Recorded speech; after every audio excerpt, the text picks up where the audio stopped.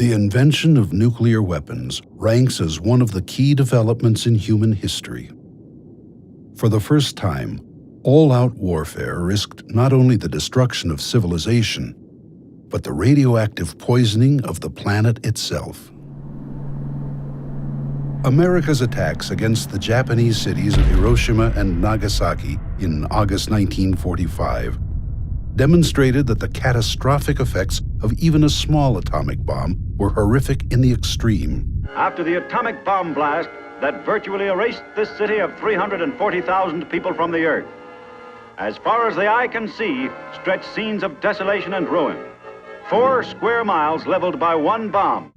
Fearing widespread destruction in the days ahead, and shocked by the simultaneous invasion of its territory by the Soviet Union, the Japanese government quickly surrendered, thereby ending World War II. Less than a year later, the U.S. military detonated 2 more atomic bombs during Operation Crossroads, conducted at the newly created Pacific Proving Grounds. By then, the Soviets, once allies of the U.S., were considered a threat to the Western democracies in the post-war world. President Harry Truman and his advisors concluded that America's possession of large numbers of atomic weapons would keep the Russian communists in check, and authorized crash programs devoted to ongoing testing and mass production. On August 29, 1949, the Soviet Union detonated its own atomic bomb, much sooner than expected. The nuclear arms race had begun in earnest.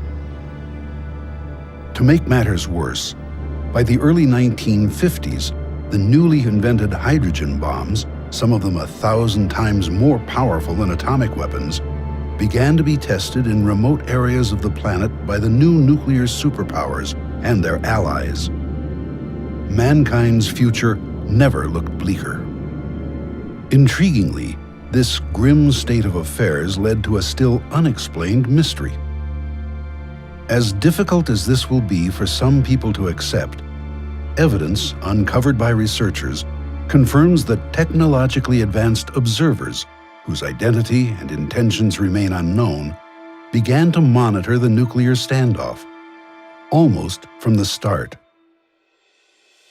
Declassified U.S. government documents reveal that as early as December 1948, incursions by mysterious aerial objects, later referred to as UFOs, began to occur at American nuclear laboratories, bomb storage depots, weapons test areas, and, as time went on, intercontinental ballistic missile sites.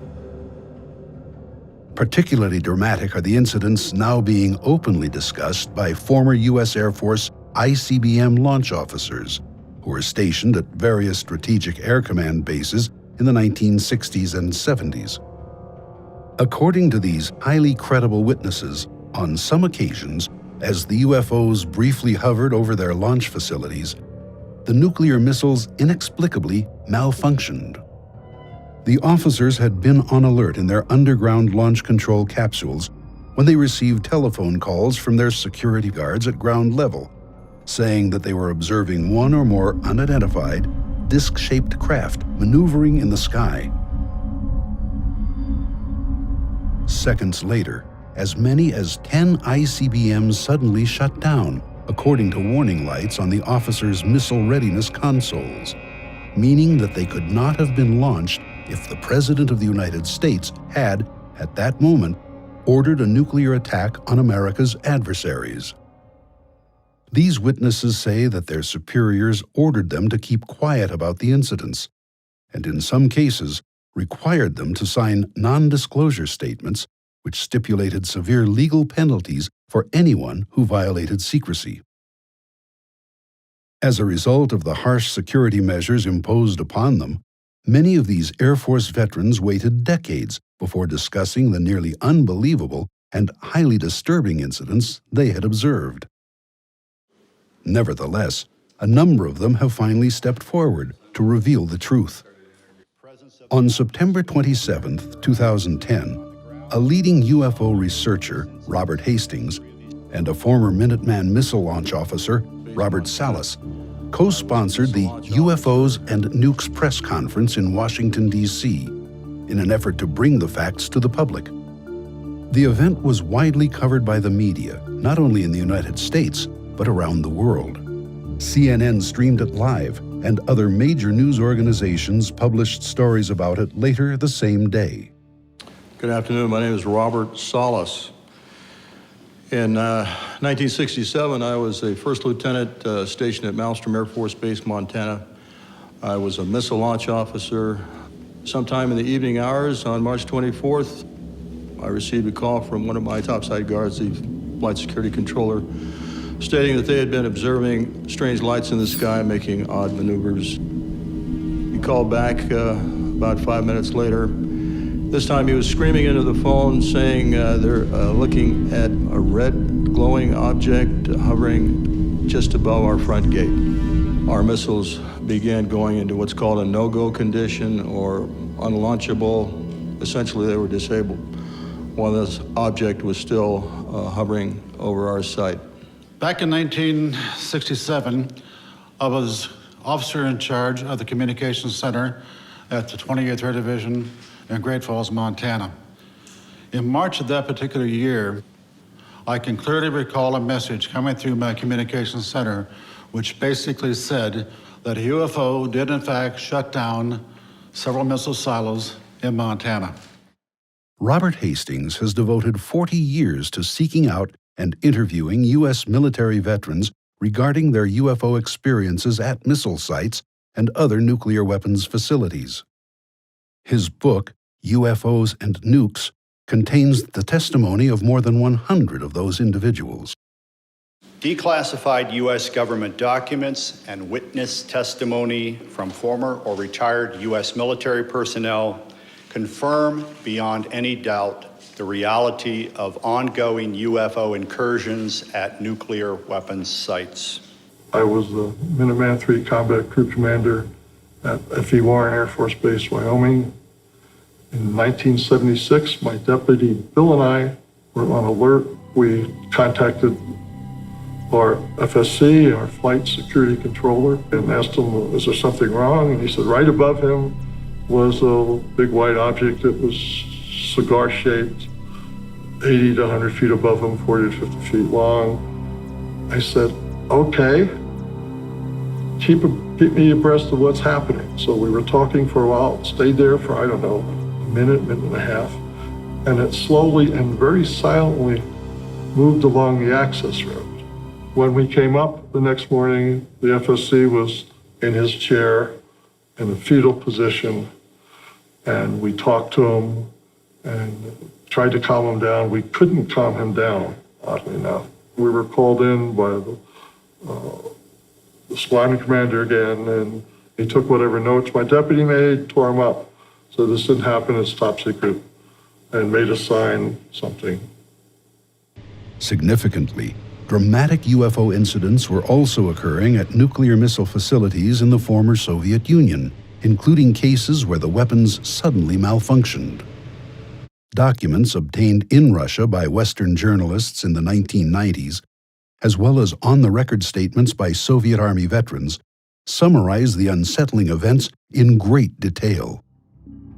These revelations make clear that both American and Soviet nuclear missiles were subjected to ongoing surveillance and, from time to time, deliberate tampering by whoever was piloting the UFOs during the long, tense confrontation known as the Cold War.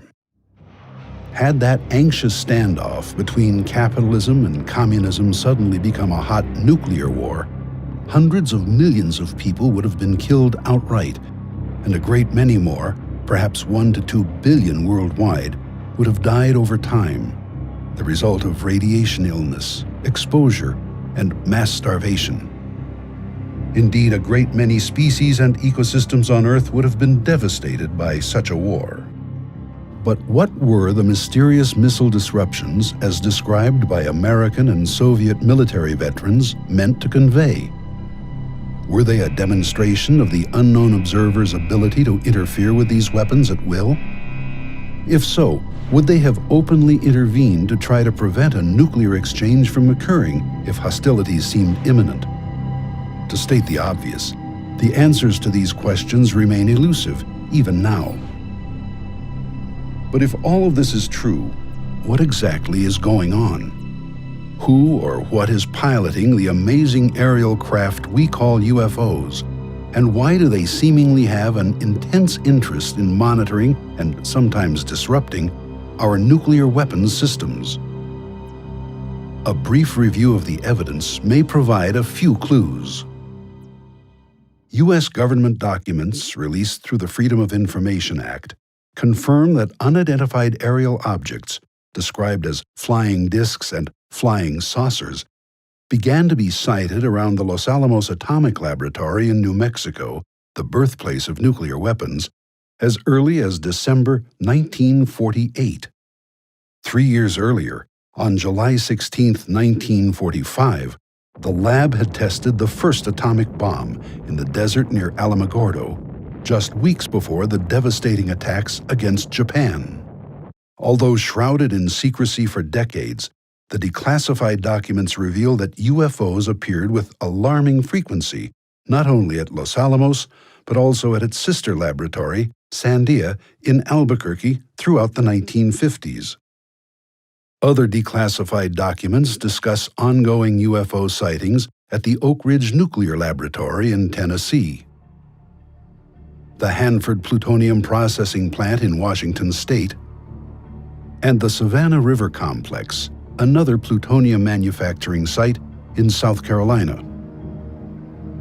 While the local and even national media occasionally published stories about these incidents, the vast majority of the American public had no idea that they were so frequent and widespread. Nevertheless, according to military intelligence officers, a worrisome pattern had begun to emerge.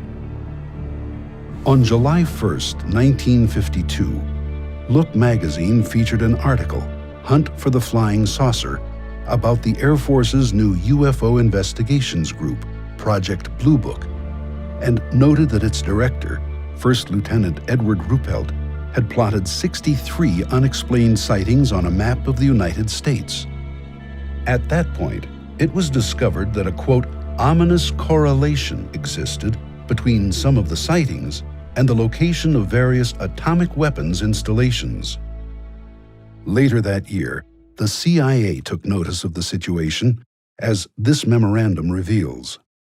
Dr. H. Marshall Chadwell, Assistant Director of the agency's Office of Scientific Intelligence, wrote, quote, sightings of unexplained objects at great altitudes and traveling at high speeds in the vicinity of major U.S. defense installations are of such nature that they are not attributable to natural phenomena or known types of aerial vehicles.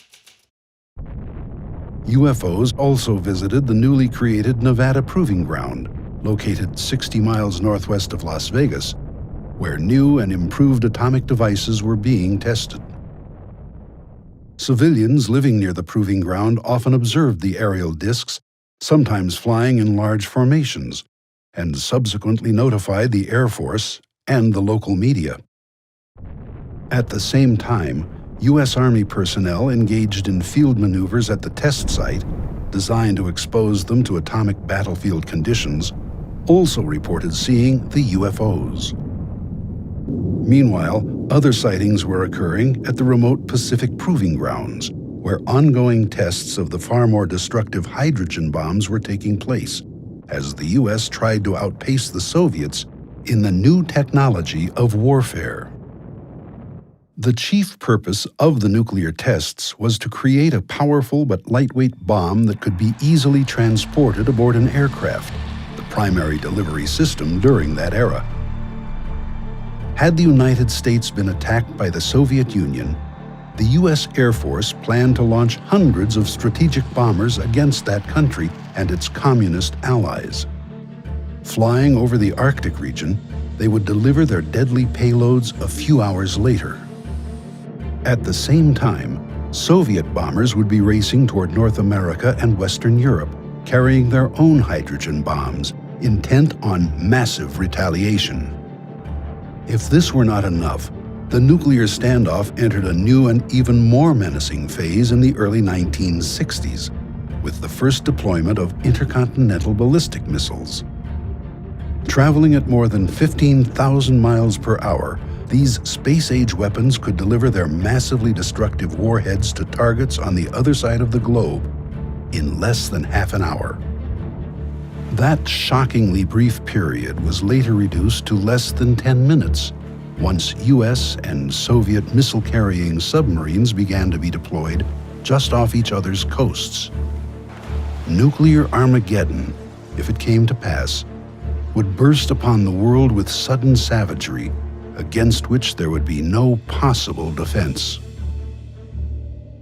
Perhaps predictably, declassified documents reveal that UFO sightings at nuclear missile launch facilities began to occur as early as 1962. My crew was on alert at Missile Complex 7. Major Gilbert, my crew commander, and I were manning the launch console. We got a call from the Site 6 crew commander saying that there's something hovering above his site. And he asked us to go topside and see what we could see. So Major Gilbert sent our 3 enlisted men to what we call the CAP, which was the topside of the Launch Control Center. They reported to us that they saw a light above Site 6 that rapidly accelerated and stopped instantly above the area where Site 8 was located and went back and forth. It was instant go, instant stop. That object did things that no airplane, helicopter, or any other system that we had in existence could do. It had to be not of this earth. Air Force security personnel guarding these sensitive sites reported seeing unknown aerial objects, usually described as disc-shaped, maneuvering at low altitude and sometimes even hovering over launch silos and launch control facilities at every ICBM base in the United States. Often, the UFOs were tracked on radar, performing maneuvers vastly beyond the capability of any man-made aircraft. Experienced radar personnel were stunned as the objects flew thousands of miles per hour, made sharp-angled turns, and instantly stopped in midair. The mysterious intruders were frequently chased by Air Force interceptors, which had been scrambled to protect the missiles from possible sabotage. So far as is known, the UFOs always escaped unscathed, usually by vastly increasing their speed and leaving the fighters far behind. Baffled military officials had to deal with these unexplained and alarming incidents on an ongoing basis, while trying their best to keep the facts from leaking out to their fellow Americans, many of whom believed the UFO phenomenon to be a nonsensical subject having no basis in reality. This skeptical attitude was actively fostered by the government's own policy of ridicule and denial, as implemented by members of Project Blue Book, who routinely dismissed credible, bona fide UFO sightings as the misidentifications of natural phenomena or man-made aircraft. Over time, this practice led to a widespread public backlash against the U.S. government and its weak and sometimes ridiculous explanations for the sightings. Meanwhile, behind the scenes, UFOs began to appear at missile test ranges, often during launches designed to improve the performance and reliability of America's ICBMs and the deadly warheads they carried. Occasionally, those aboard the UFOs did more than watch the tests. While the exact date remains uncertain, sometime in the fall of 1964, an incident occurred at Vandenberg Air Force Base, California, which has come to be the best-known, most astonishing example of deliberate UFO interference with our nuclear weapons systems. Although the case is still classified top secret, a former Air Force officer, Dr. Robert Jacobs, has openly discussed it.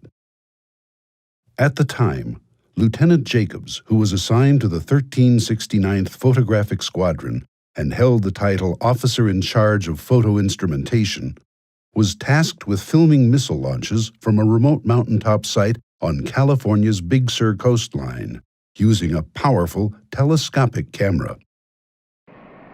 The ascending ICBMs would initially fill the camera frame, permitting a detailed view of engine performance, staging, and other aspects of a given launch as they raced out over the Pacific Ocean. Following one such test launch, Lieutenant Jacobs was unexpectedly told to report to the office of Major Florenz Mansmann, a photographic analyst assigned to Vandenberg's Office of the Chief Scientist, 1st Strategic Aerospace Division.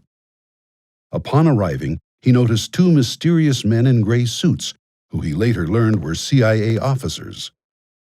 A motion picture projector had been set up, and without explanation, Major Mansmann turned it on, telling Jacobs, "Watch this." Jacobs, later a university professor, describes what happened next. On the screen was the film we had shot. The nose cones separate. The chaff flew out in front of it. We saw this as obviously reflections of light rippling like that. And then we saw the dummy warhead flying along. It's going between 6,000 and 8,000 miles an hour at that point, and it's on the fringe of space. And suddenly, into that frame, an object flew in, chasing the chaff, the warhead, and so on, at the same speed. And in polar orbit, it fired a beam of light at the warhead. The beam of light struck that. The object flew up, shot another beam of light at the dummy warhead, went around, shot another beam of light at it, went down, shot a beam of light, and then flew out the same way it had come in. At which time, the dummy warhead fell out of the frame. The lights came on, and Major Mansmann said to me, "Were you guys screwing around up there?" And I said, "No, sir." And he said, "What was that?" And I said, "It looks like we got a UFO." And he said, "Lieutenant Jacobs, you are never to speak of this again. It never happened." Decades later, Dr. Mansmann, by then a researcher at Stanford University, informed Dr. Jacobs that after he had left the room, the two CIA officers quickly confiscated the film of the amazing incident, telling Mansmann that it was classified top secret. Mansmann also confirmed, in letters to various researchers, that before the film was whisked away, he had conducted an extensive frame-by-frame analysis of it using a magnifier, which revealed the UFO in great detail. He wrote, quote, "The shape was a classic disc.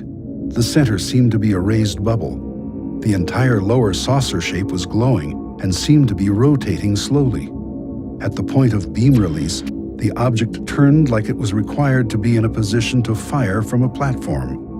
The assumption was, at that time, extraterrestrial." Responding to the retired major's revelations, Dr. Jacobs wrote, quote, "Those beams of light were a warning, a shot fired across the bow of our nuclear silliness ship." Then, on August 1st, 1965, a dramatic, large-scale UFO incursion took place at F.E. Warren Air Force Base in Wyoming, as this declassified report confirms. Dozens of sightings of disc-shaped craft cavorting at low altitude over Minuteman missile silos, known as launch facilities, were reported by the Air Force security personnel guarding them.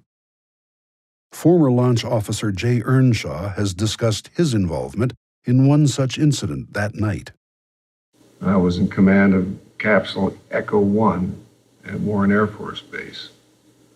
Got a call about 3:30 in the morning, somewhere that time, from the flight security controller above, who said that, "Sir, there's some strange objects out there." I says, "What do you mean?" And turns out that he had observed, along with the rest of his response team members, what looked like 5 to 6 oblong lights stacked on top of one another, just outside the gate at Echo 1. They didn't seem to cause any particular damage They didn't seem to put out any beams of light or anything else like that. They simply were there, stacked up.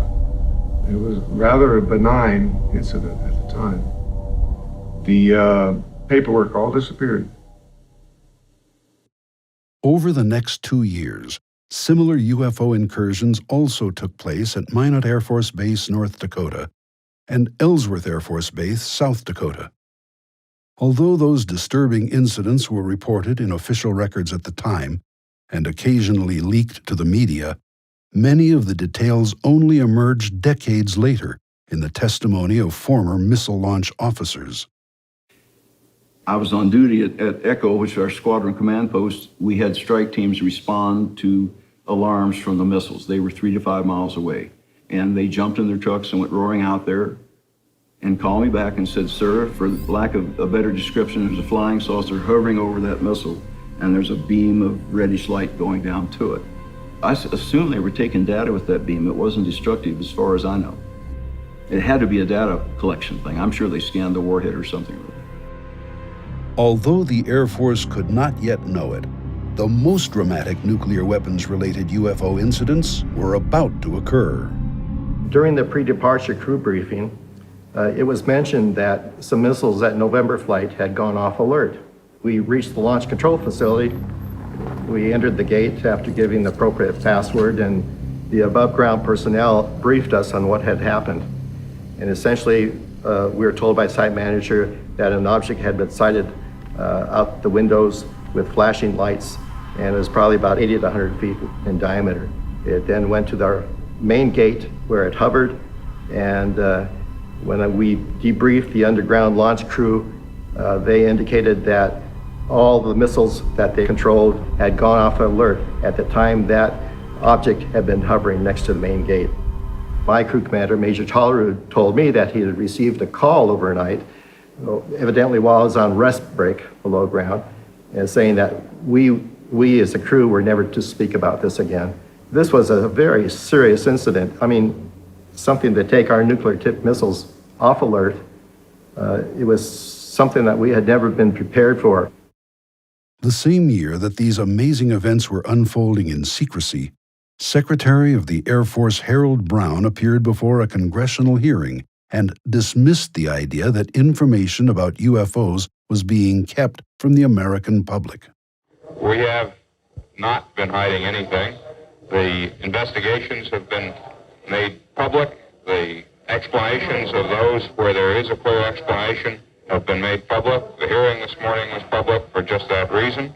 Brown's claims have now been discredited, but the strict security measures imposed on military witnesses at the time meant that decades would pass before the public learned the facts about UFO activity at nuclear missile sites.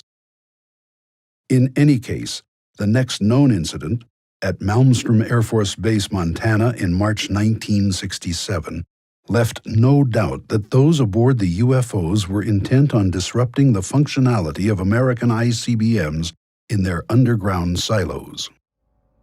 On March 16th, at Echo Flight, a missile security guard reported that a large round object had suddenly appeared in the sky and was hovering at low altitude, directly over one of the missile silos.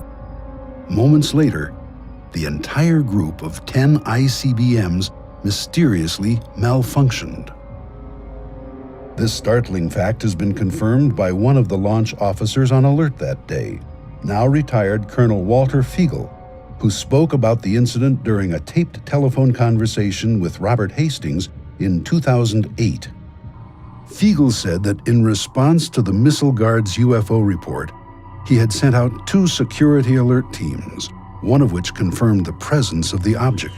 The strike team that went out, one of the 2, claimed that they saw something over the site. How did they describe that? He just said a large round object. Directly over the LF? Directly over the site. But Fiegel was not the only one to be told that a UFO was in the vicinity during the incident. Former Minuteman electromechanical technician Henry Barlow, who helped restart some of the stricken missiles, was informed that the mysterious aerial craft had actually caused the problem. Job Control called and said, we have a problem at Echo Flight, and 4 or 5 missiles, or 6 missiles, just shut down simultaneously. And we want you to go to the nearest site, penetrate the site, and see what's going on. So on our way to the site, they had called and said that the other 4 missiles had shut down, so that all of them are now shut down. At that time, they said UFO activity in the area, and we had heard this on and off for many times when we were out at the missile sites that Job Control would call and say, you know, we have reports of UFO activity in your area, keep your eyes open. And I think we covered 3 or 4 sites, and they were sending other teams out from the base. We had to go to Echo 1 to stay for the night there and get 8 hours of sleep before we headed back to the base. So when we got in there was hardly room to walk in there because there was so much brass, and we heard that there was a UFO spotted over Echo 2, which is the most northern site in the Echo flight. In 1997, missile engineer Robert Kaminsky, who headed the Boeing Company team tasked with investigating the missile shutdown incident at Echo Flight, wrote to researcher Jim Klotz, saying that no prosaic cause for the failures could be found. Importantly, the retired engineer also said he had been informed that a UFO was responsible for the missile malfunctions. But the excitement was not yet over. A second ICBM shutdown incident occurred 8 days later, on March 24, 1967, at Oscar Flight, according to former Minuteman missile launch officer Captain Robert Salas, who was on alert when it occurred. This was the event discussed by Salas at the September 2010 press conference in Washington, D.C. Salas's testimony has been confirmed by former Minuteman missile targeting officer Captain Robert Jameson, who helped retarget some of the Oscar Flight ICBMs. In March of 1967, I was on alert for dispatch. And that evening, I got a call from Job Control saying a missile going down in Oscar Flight, go out and restart it. So I had called my team together. We went down to the hangar. I was told that a UFO caused all 10 missiles in Oscar Flight to go down. Although this ominous situation undoubtedly concerned those in the know at the Pentagon, the chief of Project Blue Book, Major Hector Quintanilla, nevertheless presented a brave face when he spoke with reporters in response to a public uproar over nationwide UFO sightings. After almost 20 years and after having investigated over 9,000 cases, the Air Force has determined that the UFO phenomenon does not present a threat to the national security of the United States. These same claims were made when the Air Force announced the closure of Blue Book in December 1969, at which time it again emphasized that no evidence existed to indicate that UFOs posed a threat to the country's security.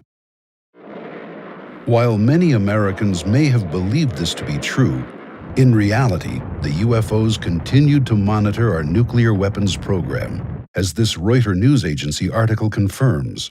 In August 1973, one of the mysterious craft, dubbed a ghost ship, was tracked on radar maneuvering near a dummy nuclear warhead in flight as it raced toward a splashdown in the Pacific Ocean near Kwajalein Atoll.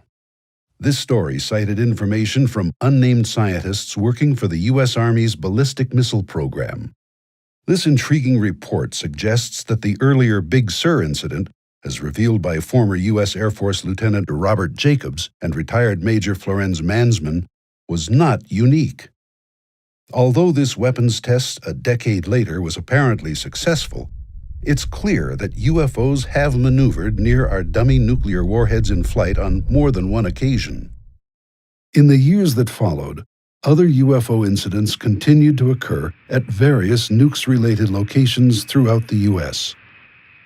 According to declassified documents, 2 B-52 bomber bases, Loring Air Force Base, Maine, and Wurtsmith Air Force Base, Michigan, were targeted by unknown aerial craft in late October 1975.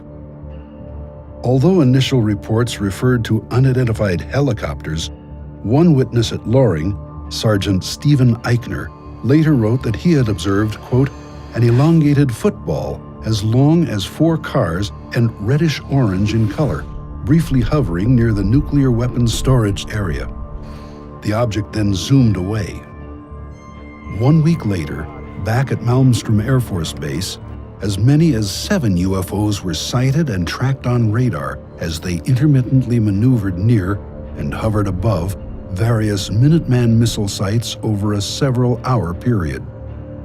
According to numerous North American Aerospace Defense Command log entries released via the Freedom of Information Act, the UFOs were also unsuccessfully pursued by F-106 jet fighters before finally leaving the vicinity.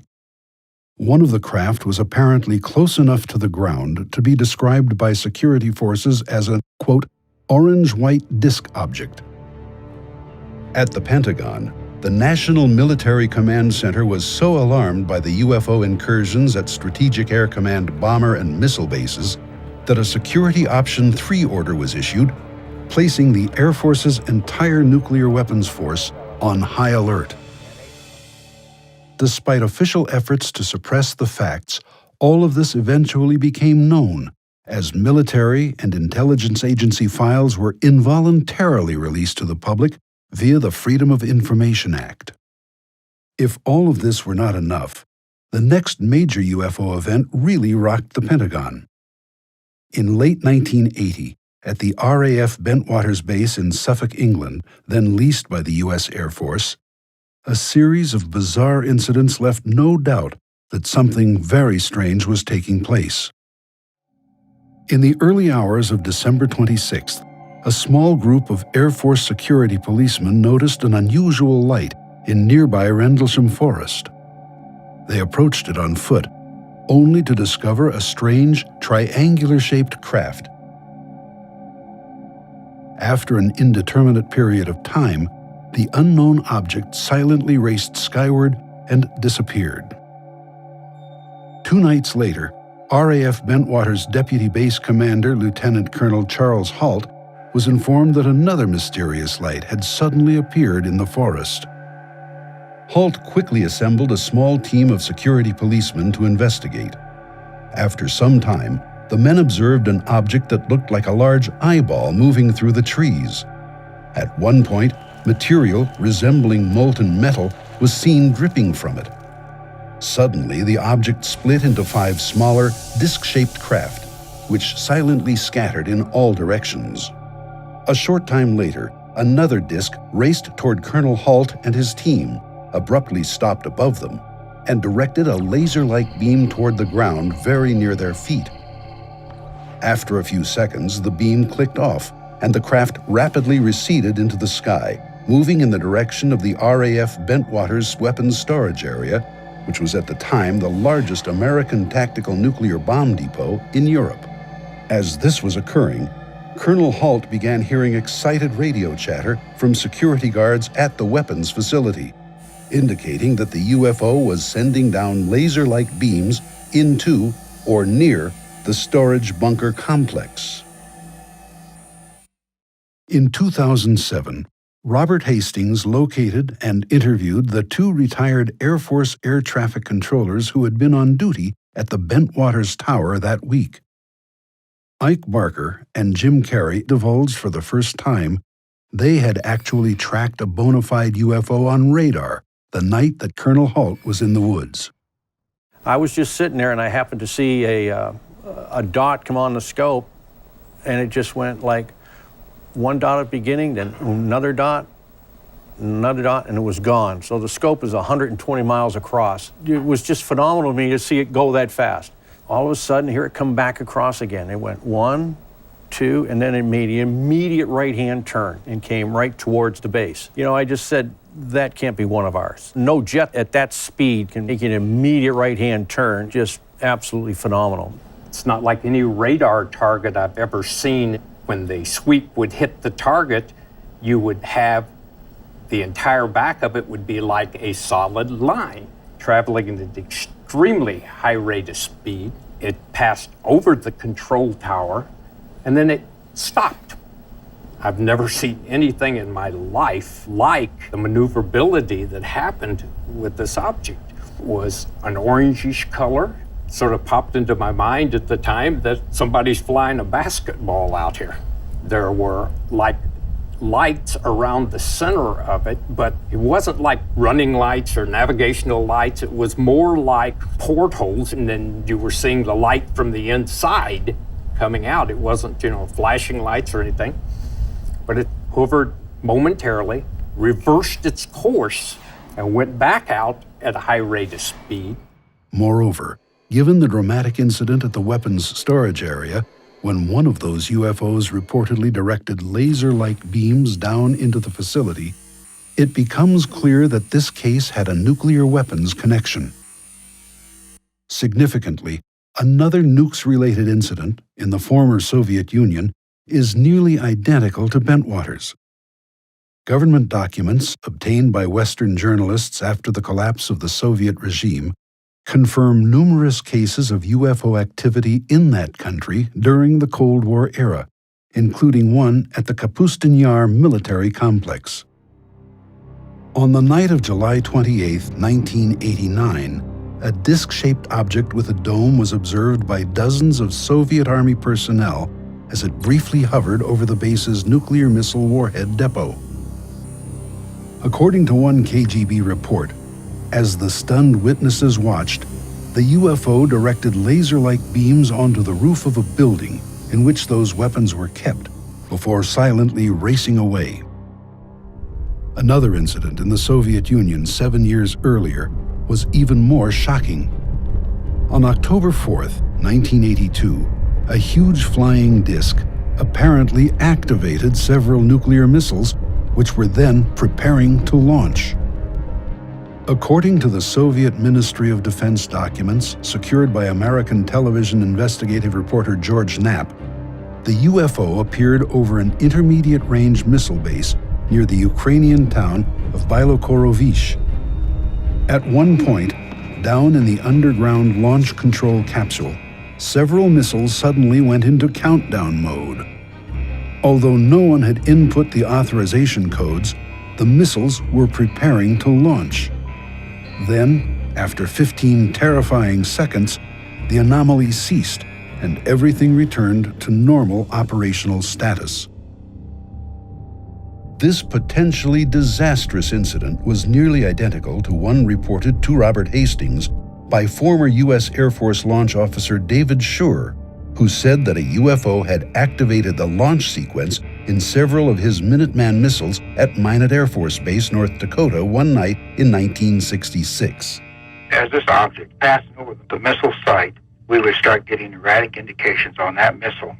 The bad thing was we also got a launch indicator. Does that mean that the launch sequence has been triggered? That means that the missile has received a launch signal.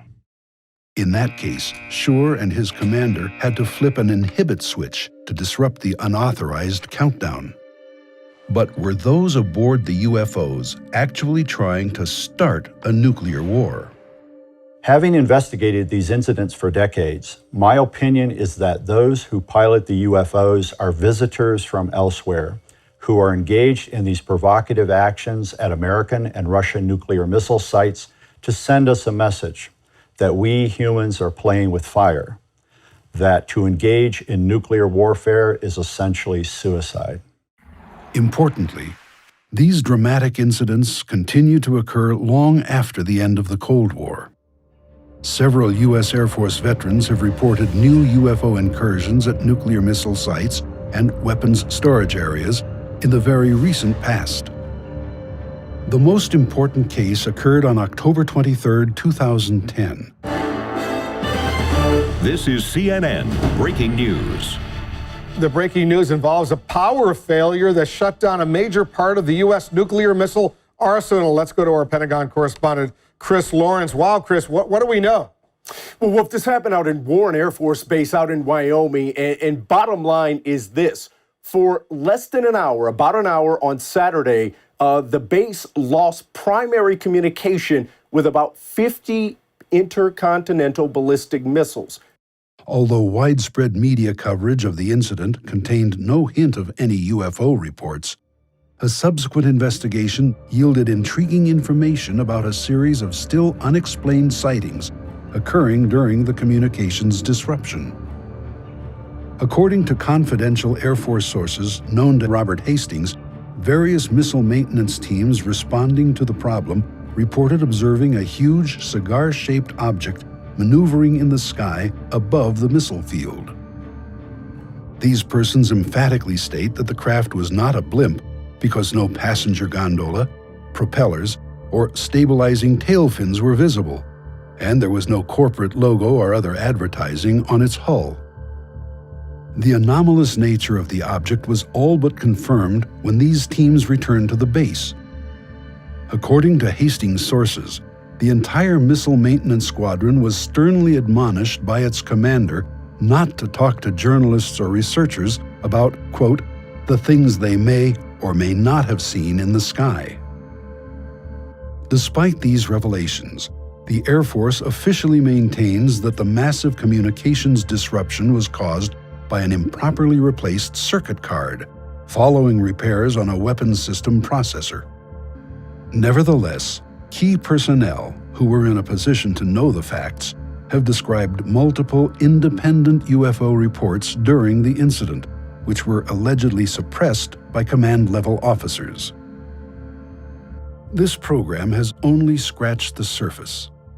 Declassified documents and eyewitness testimony suggest that incidents involving UFO activity at nuclear weapons sites now number in the hundreds. Robert Hastings has urged military veterans to contact him at his website regarding their knowledge of these events, so that a more complete picture of the situation can emerge. He believes that people everywhere have a right to know the facts. This is history. Hidden history, to be sure, but tremendously important. Scientists laugh at UFOs. The media generally ignore them. Billions of people worldwide think this subject is nonsense. And yet, what has been unfolding behind the scenes for more than half a century is nothing less than astounding.